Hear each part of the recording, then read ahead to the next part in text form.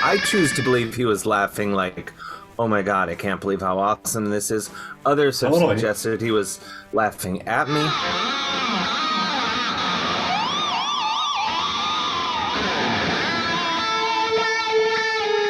I think you want to be loved or hated. Polite applause, that doesn't help anyone.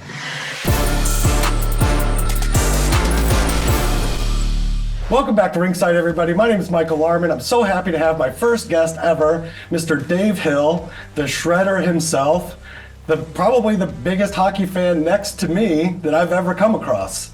Well, first, thank you for your kind words. I grew up loving hockey, and I'm lucky enough that most of the things that I'm into in life, comedy and music and writing and a bit of acting and this and that, I kind of combined those into my career, and hockey's kind of the one thing that I've always loved that, I think I knew when I was about 13 years old that maybe I didn't have a future in the NHL. I'm in the middle right now of reading The Awesome Game. What was the defining moment that made you want to make The Awesome Game? Writing this book was just I wanted to do a deep dive into something I was really loved and I'm interested in. So, and hopefully, on a selfish level, use my publisher's money to see games all over the world, which I did. The thing that really kind of got me following you closer was after you did the anthem at the Marlies and the Cleveland Monsters game.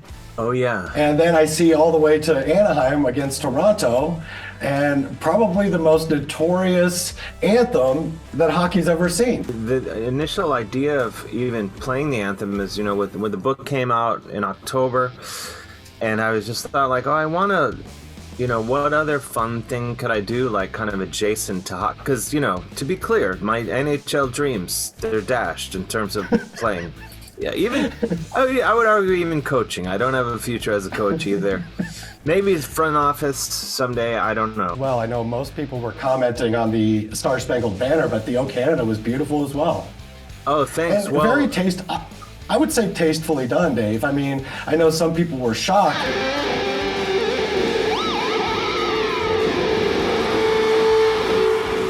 Dave Hill, thank you. And thank you, fans. Unique renditions. I thought, I'll get video and I'll throw it on my Instagram. People will comment, whatever. It never occurred to me that there would be so much coverage of it. I don't know if you saw the Canadian television, Breakfast TV, their Today Show did a 4.5 minute segment where the hosts were just ripping on me. Is this too much guitar guy doing the national anthem? All I'm missing is the mustache. I'm the same as Willie Nylander. It was like a space Odyssey. That sounded like Ross on the keyboard at Friends. You know what I mean? It's like the guitar version of that. That was atrocious. My ears can't unhear that. I mean, was he keyed as a comedian before he did it or after? Okay. Before. It was before. Okay. Maybe you're right. Maybe the whole thing was a bit. Yeah, I was maybe it's a bit. You gotta pay respect to the song as it is. I didn't think anyone would react, and then the fact that so many people loved. I mean, I got literally hundreds of messages, people saying how much they loved it. But obviously, I'm aware tremendous amount of hate, which thrills me equally. I genuinely, after I did it, thought that I played it too close, that I didn't stray enough. I was like, oh, I played it pretty safe. And I was like, I should have gone crazier. And then when I heard the clips the next day, I was like, oh, that was a bit much in points.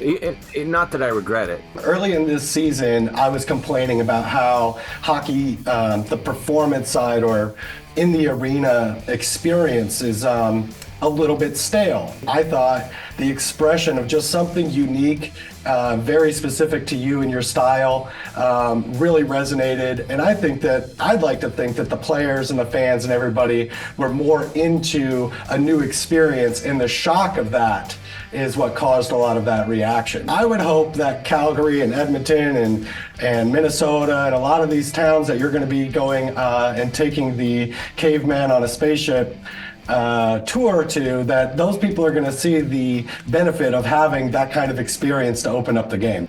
I don't want to jinx it, but I am in talks with other teams right now, though. Great. We'll see. Great. I expect to see it a couple more times at minimum, and then the demand will go so high, Dave, that maybe you're just going to be the regular guy at Madison Square Garden. We can dream, right? In a perfect world, that's exactly what would happen. I'd encourage all the fans out there to check out DaveHillOnline.com.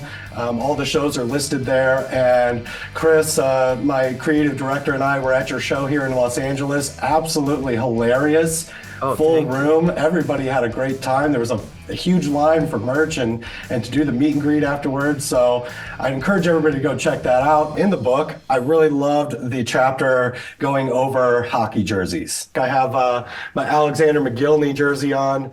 I think probably the biggest snub, for the Hall of Fame as it stands right now. Is there a favorite jersey? The greatest NHL jersey of all time. Quebec Nordiques, can't be debated. It's like it's an igloo playing hockey which is some sort of like Dadaist insanity I can't even wrap my head around. Other greatest jerseys of all time, I have to say Sudbury Wolves from the OHL. It also looks like it was drawn by like a 15-year-old on Whippets in the back of history class. And yeah, there's blood on the teeth. Like, you're gonna get better jerseys outside the NHL because they don't have to as I learned from my anthem, you're trying to please a broad spectrum of people in the NHL. So you're trying to make a jersey that like a 5-year-old would want, or someone's grandmother, a urologist, whatever. Like such a range of people. So you have these tame, sucky jerseys. Now we go over to Finland, the Tampere Ilves, where I went to see them play solely because I refused to pay the shipping from Finland. Yeah, I love that part of the book. It's hilarious. I couldn't stop laughing. It's true, man. Because when you crunch the numbers on it, I did spend quite a bit more actually going to Finland to just buy it there. Yeah. But their website, whether you buy like a bottle opener or a jersey, it's like $75 shipping. So I was like, no way am I doing that. So I went over there. That jersey is amazing. Similarly, it looks like it was drawn by a child, but in the best possible. I say this in both cases in the best possible way. The other jersey I love is the Kenya Ice Lions, who play in Nairobi, Kenya, and in the book I went to play with them. But it was based. I saw the jersey first, and I genuinely thought Kenya must be like some town in Ontario that I hadn't heard of. I read further. I was like, oh, they're actually in Kenya. So those are the big three for me. I think that the big thing with hockey is that we have a game that is so quick, and the finesse and the beauty of the game is so, I don't know. To me, it's like, it's not comparable to any other sport. It's confusing to me that it's not as popular as it could be, which you mentioned in the book too, of how is this only the 4th, 5th, whatever most popular sport? What do you think we could do to make it more appealing to the masses? Better jerseys. Quit having lame jerseys. Tampa Bay Lightning, come on, that sucks. It's like clip art. Try. Have you seen the All-Star jersey this year? No, I'm afraid. There's quite an uproar. It's my buddy yesterday said it looks like somebody made this in Canva. Like the effort was next to zero, and it's sad.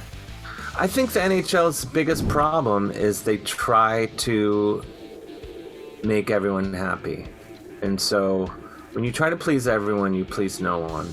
Yep. So I think that's the biggest problem. Even like they won't. They're afraid to really make any clear statements for fear of, appearing that they're on one side of the political spectrum or another. They're afraid to commit to even just, a statement of kindness, And I think it's I think it's part of the problem, is just like they need to grow a pair. Talking about your comedy tour, have you found success everywhere you went? I mean, Los Angeles was an incredible show. It seems like everybody's having a lot of fun at the shows. You're excited about the future shows, it seems like. And I saw that you're opening for Tenacious D in England and Scotland and Ireland, which is a pretty cool thing too.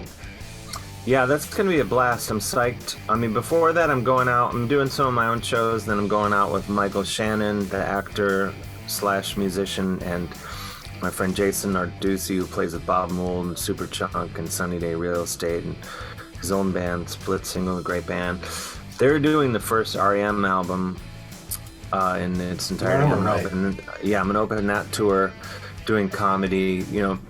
Same as what you saw with comedy with music, and then Tenacious D, we go out and I opened for them on a tour already, and this is like another leg.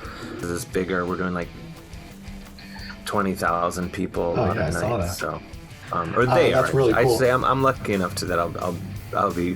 They're letting me perform for their fans. I'm super psyched. Those guys are the nicest guys, and they're truly, I think, the greatest band out there right now. I think that I could speak for the other people that have seen the show, that show's going to translate well to a big crowd. And I mean, it's just so many laughs, and the band that you had backing you up here in Los Angeles were incredible too. So it wasn't that you were just kind of doing it. It was done at a very high level. And I think that, those guys bringing you along in that way, it seems like a match made in heaven.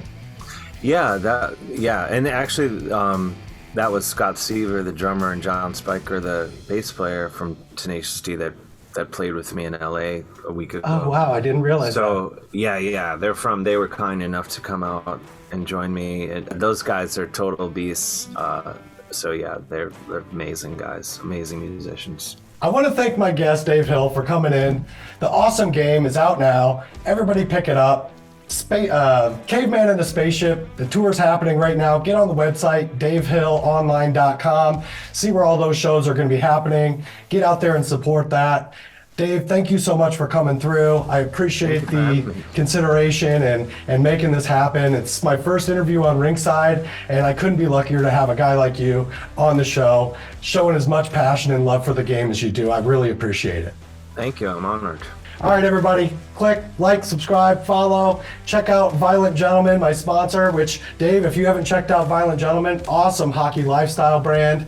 Wait, we didn't talk about Violent Gentlemen. We have to talk about Violent. Hey, we can jump right in. Let's do it. It's because of Sean at Violent Gentlemen that I ended up doing the anthem at the Anaheim game. Yeah, so those guys, I was a huge fan. I'm so glad you brought them up. I love those guys. I think they're doing really cool stuff. And 100%. What they're doing with hockey clothing is what I attempted to do with my book, is just kind of celebrate the game. NHL should actually get those guys to work with them. 100%. I think their branding and their style, even just the messaging that they have, like one of their slogans is, "Nobody likes us and we don't care." It's just like, I love that. And it plays to what you said, which is, it's not for everybody, or be definitive, as a token of my appreciation for you being my first guest, I think I'm going to go ahead and put this Violent Gentleman jersey in the mail for Dave Hill. How do you feel about that? Oh my gosh, I love it. I'd be so psyched. It's amazing. Thanks again, Dave. I really appreciate all your time today, and I very much appreciate your passion for the game. I mean, it's really unmatched. And if anybody gets a chance to read this book, I hope you all go out and get that book. It's more than affordable, and it's a page turner. I think you're going to see where we all kind of connect, and where that passion is, shared between you and me and thousands and thousands of other people all across the world. So again, I appreciate everything that you've done to bring even more attention to the game. And your comedy is right up my alley. You're absolutely hilarious, and I wish you continued success on your tour. Oh, thank you so much.